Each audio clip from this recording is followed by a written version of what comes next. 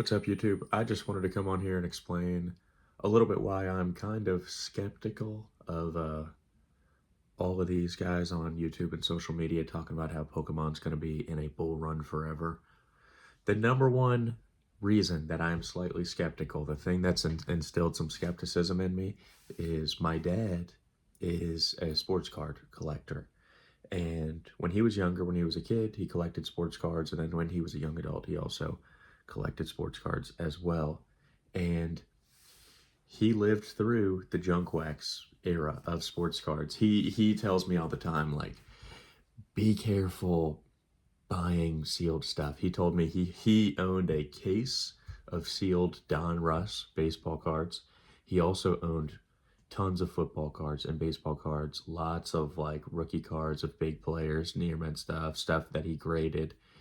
He's told me all about his experience with how his case of Donruss went to nothing.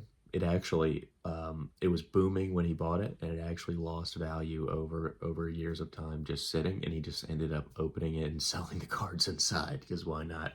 He also talks about how he's had some experiences with PSA like in the 90s where he felt as if he sent in cards that were 9s or 10s where they came back damaged as PSA 6s, where he was like, he told me like PSA 6 is not some sort of easy get rich quick scheme. And he actually had experience doing it like 25, 30 years ago. So he's kind of made me feel a little bit skeptical just knowing that he's probably very similar to myself. He was into cards when they were booming, and things did not pan out in a way where everybody ended up getting rich, like everybody is kind of speculating with Pokemon cards. The second thing is, I myself have only been back in cards for like 2.5-ish years. Like, I was somebody who collected Pokemon stuff here and there, like some games, some stuff. Like, and then like I randomly was like, oh, the cards are interesting. It's cool. They're set with Pokemon 151. And even in the time, so I'm a new collector, and also in the time that I've been collecting, the speculative hype has like 10x'd. Like, it hasn't doubled, it hasn't tripled.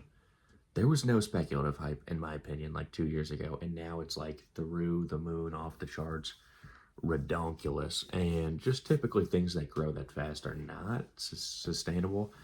I've also seen this hype bubble attract 4 or 5 other people into collecting, and I will say every single person I know that has gotten into collecting has slowed down their collecting.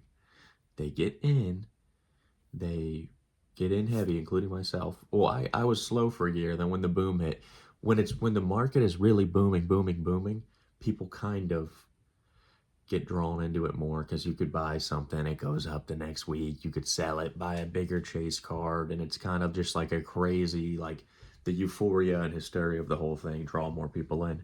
But every person I know that got into Pokemon in the past 2 years, I know 2 people who have sold all their cards, one person who's lost interest, and I know one person contemplating selling all of their cards.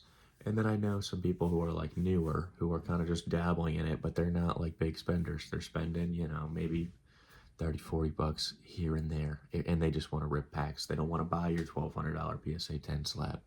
So I don't know. Those are the reasons why I'm kind of a little bit more of a skeptical person when it comes to the Pokemon cards. You know what I mean? That's all. So I'm not some sort of Pokemon hater. I'm not trying to rain on people's parade. I just I know what I'm seeing. I see people kind of slowing down their collecting. I know that based on where I'm at with my collecting and my budget and everything, I probably need to get rid of a lot of these cards that I only bought because of the boom. And then I also am aware of the junk wax era of sports cards, and like my dad's personal experience getting into it and basically not making a ton of money off of it. He said he ended up with some good cards he was able to sell and that kind of thing, but he did not. His sealed cases didn't really do much of anything. So yeah, just be smart, do your research. It's okay to be a little bit skeptical and that kind of thing.